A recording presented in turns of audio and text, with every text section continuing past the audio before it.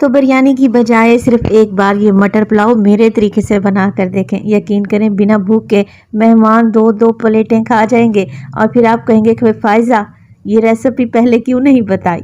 तो इसको बनाने के लिए मैंने अच्छी क्वालिटी के चावल ले लिए हैं, जिसे 2 से 3 पानी में धोकर भिगो दें। अच्छा, चावल मैं बना रही हूँ देसी घी में, आप कुकिंग ऑयल भी ले सकते हैं। देसी घी जैसे ही गर्म होगा, इसमें डाल दूंगी मैं कुछ खड़े गरम मसाले, जिनकी डिटेल मैं आपको डिस्क्रिप्शन में दे दूंगी। साथ ही प्याज डालेंगे और हल्का सा इन्हें फ्राई करेंगे, क्योंकि मैं मटर वाइट पुलाव बना रही हूँ। प्याज को तो कोई कलर शलर देने का चक्कर ही नहीं है। हल्का सा प्याज को फ्राई करें और इसमें अदरक और लहसुन डालें और 1 मिनट के लिए मज़ीद भून लें। बस अदरक लहसुन की कच्ची स्मेल को मैंने दूर कर लिया। फिर मैंने इसमें हरी मिर्चें डाली, मैं काट कर डाल रही हूँ, आप हरी मिर्च का पेस्ट बनाकर डाल दें। मटर का इस्तेमाल करूँगी, आप मटर के साथ आलू भी डाल सकते हैं और अच्छे तरीके से मटर डालने के बाद भी भुनाई करेंगे ताकि मटर का कच्चापन भी निकल जाए।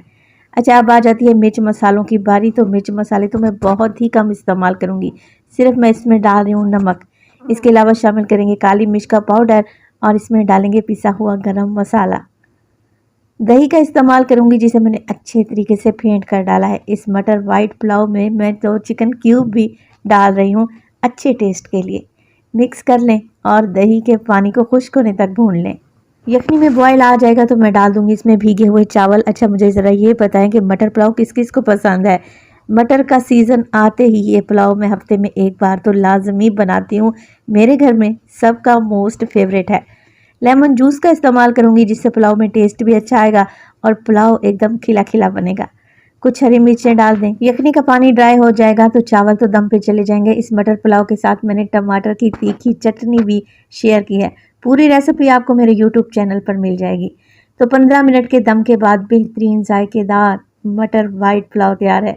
देखें, लग रहा है ना टेस्टी। बनाएं, खाएं और इंजॉय करें।